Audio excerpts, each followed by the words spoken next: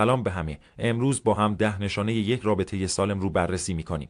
اگر می‌خواید بدونید که رابطه شما چقدر سالمه، تا آخر ویدیو با ما همراه باشید. یک احترام متقابل. ببین، توی یه رابطه سالم احترام از همه چی مهمتره. یعنی چی؟ یعنی به عقاید و احساسات طرفت اهمیت بدی، حتی اگه خودت مخالفش باشی. مثلا اگه شریک زندگیت میگه امشب نیاز دارم تنها باشم، به جای گله و شکایت بهش فضا بدی. احترام یعنی بفهمی که اونم آدم مستقلیه و نباید همه چی طبق میل تو باشه. باور کن این احترامی متقابل رابطه رو خیلی محکم تر میکنه. 2.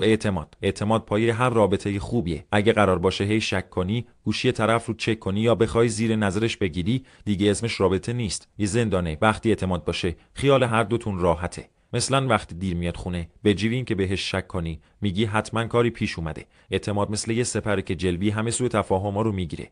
3. ارتباط مؤثر. میدونی مشکل خیلی از رابطات چیه؟ اینکه یه حرف نمیزنن یا بد حرف میزنن. اگه چیزی اذیتت میکنه، مستقیم و محترمانه بگو، نذار حرفا توی دلت جمع شه. از اون طرفم وقتی طرف داره حرف میزنه، وسط حرفش نپا رو گوش بده. این ارتباط باعث میشه حتی توی دعواها هم بتونید مشکل رو حل کنید، نه اینکه به هم آسیب بزنید. 4. پشتیبانی عاطفی. توی لحظه‌های سخت باید بتونید که یکیگاه هم باشید. مثلا اگه طرف از کار اخراج شده یا یه اتفاق بد براش افتاده، نباید بهش بی‌تفاوت باشی. حتی یه جمله ساده مثل من پیشتم میتونه معجزه کنه. این پشتیبانی باعث میشه طرف حس کنه تنها نیست و یه نفر توی این دنیا واقعا بهش اهمیت میده. 5. تعادل در وقت گذرانی. رابطه خوب اونی که نه زیادی همدیگه رو بچسبین، نه زیادی از هم فاصله بگیرین. یه روز با هم وقت بگذرونین، یه روز هم به کارهای خودتون برسین. مثلا تو با دوستات بری بیرون، اونم بره سراغ علاقه‌های خودش. این تعادل باعث میشه هر دوتون خوشحال‌تر باشین و رابطتون هم سالم‌تر بمونه.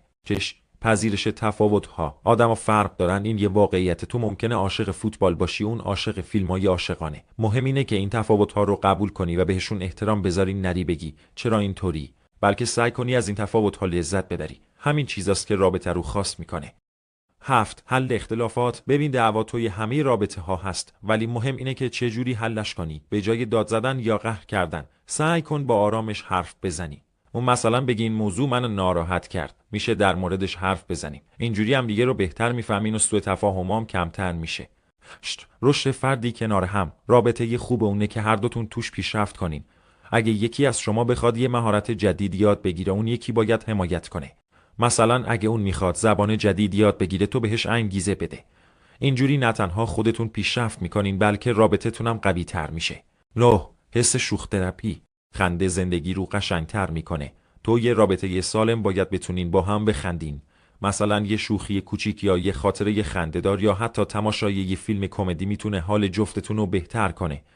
این شوخی ها رابطه رو سبک و جذاب میکنه. 10. حمایت تو چالش ها. زندگی همیشه آسون نیست، ولی تو لحظه های سخت باید پشت هم باشین. مثلا اگه یکی از شما یه مشکل جدی داره، اون یکی باید بهش کمک کنه. این حمایت نشون میده که رابطتون واقعی و عمیقه. اینجوری حتی سخت ترین چالش ها رو هم با هم پشت سر میذاریم. اگر این نشانه ها رو توی رابطتون دارید، باید به خودتون افتخار کنید. رابطه سالم یک سرمایه گذاری مشترک برای شادی و آرامشه. اگه این ویدیو بهتون کمک کرد، حتما نظرتون رو با ما به اشتراک بذارید و کانال رو دنبال کنید.